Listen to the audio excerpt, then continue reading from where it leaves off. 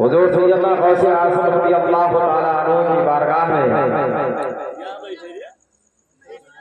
एक चोर आया और अर्ज किया, हुजूर मुझे मुरीद कर दीजिए, मैं चोर हूँ,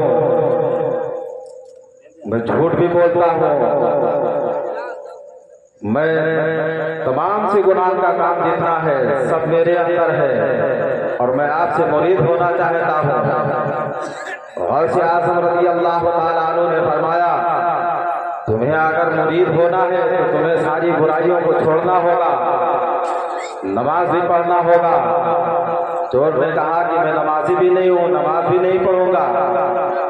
तो कहा, अगर तुम नमाज नहीं पढ़ोगे, चोरी नहीं छोड़ोगे, तुम्हारे अंदर जितनी बुराइयां हैं तुम छोड़ने के लिए तैयार नहीं हो, तो मैं तुम्हें मुरीद करूंगा भी नहीं। तो उसने चोर ने गौसे आज़म रज़ियल्लाहु ताला अन्हु के पाँव को पकड़ा और उनके कदमों से लिपटा और कहा, हुजूर सारे अच्छे लोगों को जब आप ले लेंगे तो बुरे लोग कहाँ जाएंगे? जब तक कि आप मुझे मुरीद बना नहीं लेंगे तब तक कि मैं आपका कदम छोड़ूंगा नहीं। और मेरी शर्त है कि मैं नमाज नहीं पढ़ूंगा, चोरी करना भी नहीं छोड़ूंगा।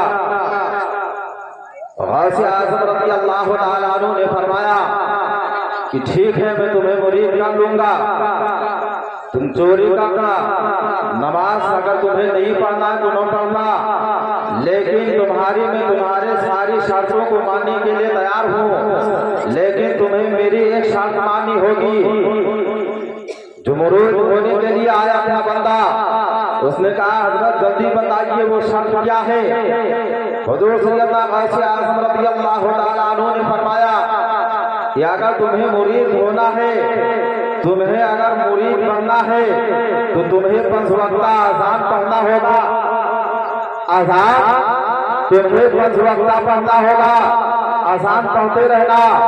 नमाज अगर तुमको नहीं पढ़ना है तो मत पढ़ना, अगर तुमको चोरी करना है तो चोरी करो, लेकिन अज़ान तुम्हें पढ़ना होगा। कहा, हज़रत अब इसमें कौन सी बड़ी बात है, अज़ान ही तो पढ़ना है, नमाज तो हमको पढ़ना नहीं है, जल्दी मुझे मुरीद कर लीजिए। हुजूर सैयदना गौसे आज़म रज़ियल्लाहु ताला अन्हु ने उस बंदे को मुरीद किया। मुरीद करने के बाद में अब वो फजर की अज़ान, ज़ुहर की अज़ान, असर की अज़ान, मगरिब की अज़ान, ईशा की अज़ान, अज़ान पे अज़ान देता गया, यहाँ तक कि हफ्ता गुजर जाता है, अज़ान पे अज़ान पहुंचा जा रहा है। एक दिन उसकी बीवी ने कहा कि अरे मियाँ, सिर्फ अज़ान ही पढ़ोगे या नमाज भी कभी पढ़ोगे? अरे अज़ान ही पढ़ेंगे कि नमाज भी पढ़ना है? उस बंदे ने कहा कि मैं अपने पीरों मुर्शिद से सिर्फ वादा किया था अज़ान पढ़ने के लिए, नमाज पढ़ने के लिए वादा नहीं किया है, मैं नमाज नहीं पढ़ूंगा। कहा, तुम्हारी मर्जी, पढ़ो या ना पढ़ो, तुम जानो, तुम्हारा काम जाने। उस बंदे ने दूसरे हफ्ते में जब कदम रखा, अज़ान पढ़ना शुरू किया, फजर, ज़ुहर, असर, मगरिब, ईशा 5 वक्त अज़ान पढ़ता रहा। दूसरा हफ्ता निकल गया, फिर बीवी ने कहा, अरे मियाँ, सिर्फ अज़ान ही पढ़ोगे कि कहीं चोरी का इंतजाम भी करोगे? जो घर के अंदर लाए थे वो खत्म हो चुका है, अब बच्चे भूखा मरने वाले हैं, तो आप कहीं से चोरी का इंतजाम करो। अब उसने कहा, अब क्या करे, तो बड़ी मुसीबत में पड़ गया। कहने लगा कि अब क्या करें, अज़ान भी 5 वक्त पढ़ना पड़ रहा है और चोरी किस टाइम में किया जाए? अब उसने घोड़ा भाग लगाया। घोड़ा भाग लगाने के बाद कहा कि अब ईशा के बाद फजर से लंबा टाइम मिला रात में, अब यही टाइम है जो हम चोरी कर सकते हैं। दिन में गया और घर तलाश किया। तलाश करने के बाद एक बहुत बड़ा मकान मिला, उस पे निशान लगाया, निशान लगाकर घर वापस आ गया कि अब इसी रात में इस घर के अंदर चोरी करेंगे। घर के अंदर आया, ईशा की अज़ान पढ़ा। अज़ान पढ़ने के बाद जो भी उसकी चुराने का सामान था, रस्सी डोरी जो भी ले जाना चाहता था साथ में लिया।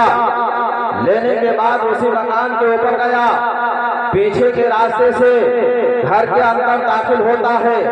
जब घर के अंदर दाखिल हुआ तो अभी क्या देख रहा है कि घर के अंदर तमाम से हीरे जवाहरात, अशरफी, सोना चांदी सारे तमाम बिखरे हुए पड़े हुए हैं।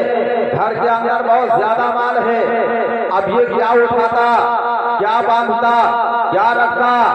सोने को उठाता तो चांदी को रखता, चांदी को उठाता तो हीरे को रखता, हीरे को उठाता तो अशरफी को उठाता।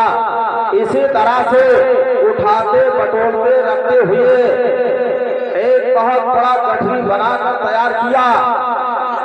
जब गठरी मुकम्मल तैयार हुई उसकी, उधर फजर का टाइम हो गया तो अब इसने सोचा कि अब क्या करे, फजर का वक्त हो गया और मैं अपने पीरो मुर्शिद से वादा किया है कि आजान पढ़ूंगा 5 वक्ता। अब झूठ तो बोल नहीं सकता, अपने पीरो मुर्शिद से आजान तो पढ़ना है। फजर का वक्त हो गया, घर के अंदर वजू किया और उसी घर के अंदर अजान की सदा को बुलंद किया। घर के लोग सब नमाजी थे, परहेजगार थे। अजान की आवाज को सुना, सब बेदार हो गए। जब बेदार हुए तो सब के सब एक बात दिगरे वसूल करते गए। अब इसकी आजान खत्म हुई, देखा कि घर वाले सब जाग गए हैं, सब उठ गए हैं। कोई वजू कर रहा है, कोई बंधन कर रहा है, कोई बतून कर रहा है। तो अब इसने सोचा कि अब जब सब उठ ही गए हैं, अब जाने का मौका तो मिल नहीं रहा है, तो लाओ लगे हाथ ना हो तो 2 रकात सुन्नत। अब इसने सोचा कि जब सब उठ ही गए हैं तो लाओ 2 रकात ना हो तो सुन्नत ही को अदा कर ले। जब ये लोग सुन्नत पढ़ना शुरू करेंगे, इतना हमें मौका मिल जाएगा, हम अपनी गठरी को लेकर निकल जाएगा। अब ये सुन्नत की नियत को बांधा, सुन्नत पढ़ना शुरू किया। घर के लोग देखते थे, एक के बाद एक आते गए, सुन्नत को अदा करते गए। अब इसे फिर मौका नहीं मिला कि अब किस तरह से बाहर जाए, कैसे बाहर निकले अपनी गठरी को लेकर के। जमात का वक्त हो गया, पूरे घर वाले सुन्नत अदा कर चुके। तो घर के लोगों ने कहा, हजरत अब आगे चलिए, नमाज पढ़ा दीजिए। तो कहा, देखो भाई, मैं कोई मौलवी नहीं हूँ कि नमाज पढ़ाऊंगा, मैं एक चोर हूँ, आया था तुम्हारे घर के अंदर चोरी करने के लिए। नमाज फजर का वक्त हो गया तो मैंने आसान पढ़ा। मैंने अपने पीरो मुर्शिद से वादा किया था कि मैं 5 वक्ता आसान पढ़ूंगा, इसलिए तुम्हारे घर के अंदर मैंने आसान पढ़ा है। घर वालों ने कहा कि आप कोई चोर भी किसी के घर में जाकर के आसान पढ़ता है? क्या कोई चोर किसी के घर के अंदर दाखिल होगा चोरी करने के लिए तो वो अपना सामान बटोरेगा और लेकर निकल जाएगा? कोई किसी के घर के अंदर आसान नहीं पढ़ सकता है, ये कैसे हो सकता है? चलिए नमाज पढ़ाइए। बहरहाल इसको किसी तरह से धक्की धुक्का करके और मुसल्ले पर खड़ा किया। जब मुसल्ले पर खड़ा हुआ तो अपने पीरो मुर्शिद को याद किया, ऐ मेरे पीरो मुर्शिद अब्दुल कादिर जिलानी, अब इज्जत आपके हाथ में है। इतना इसकी जुबान से निकलना था। गौसे आज़म पीरानी पीर दस्तगीर शेख अब्दुल कादिर जिलानी बगदादी रहमतुल्लाह ताला अलैह बगदाद की जामा मस्जिद में बैठकर मुस्कुरा रहे थे और सोच रहे थे कि मैंने उसकी तमाम बातों को मानकर न फंसा, लेकिन मेरी एक शर्त को मानकर आज वो फंस चुका है। रब की बारगाह में अपने हथेली को बुलंद करते हैं, दुआ करते हैं, ऐ परवरदिगार मैं अपने मुरीद को लाना अब यहाँ तक मेरा काम था। मैंने अपने मुरीद को यहाँ तक ला करके पहुँचा दिया है।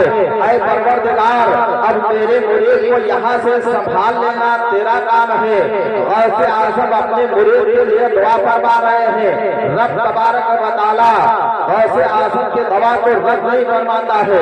वली अल्लाह के दुआओं का असर ये होता है कि डायरेक्टली रब तबारक व तआला उसे हाथ में हाथ फौरन कबूल कर लिया करता है। ऐसे आजम की दुआ रब की बारगाह में टकराती है। रब तबारक व तआला ऐसे आजम की दुआ को कबूल फरमाकर उस जो है चोर को एक वली का दर्जा अता फरमा देता अल्लाह रब्बुल आलमीन। उसे एक चोर को जो चोरी करने के लिए गया था, अल्लाह रब्बुल आलमीन ने उसे वलायत का दर्जा अता फरमा दिया। तो ऐसे आजम की बारगाह में चोर भी वली बनता हुआ नजर आ रहा है। दरूद पाक पढ़िए, अल्लाहुम्मा सल्ली अला सय्यिदना शफीअना मौलाना मुहम्मद बारिक वसल्लम सल्लु अलैहि सलातो व सलाम दाइमन अलैहि या रसूल अल्लाह सल्लल्लाहु तआला अलैहि वसल्लम। वाह क्या मर्तबा ऐ गौस है बाला तेरा, वाह क्या मर्तबा ऐ गौस है बाला तेरा, ऊंचे ऊंचों के सरों से कदम आला तेरा। और सर भला कोई क्या जाने कि है कैसा तेरा, औलिया मलते हैं आंखें वो है तलवा तेरा। और क्या बते जिसके हिदायत का हो कौन तेरा, क्या बते जिसके हिदायत का हो कौन तेरा। और शेर को खतरे में दाता नहीं कुत्ता तेरा। वाखिर दावाना अनिल हम्दुलिल्लाहि रब्बिल आलमीन वमा अलैना इल्लल बलाग। अस्सलामु अलैकुम व रहमतुल्लाहि व बरकातुहू।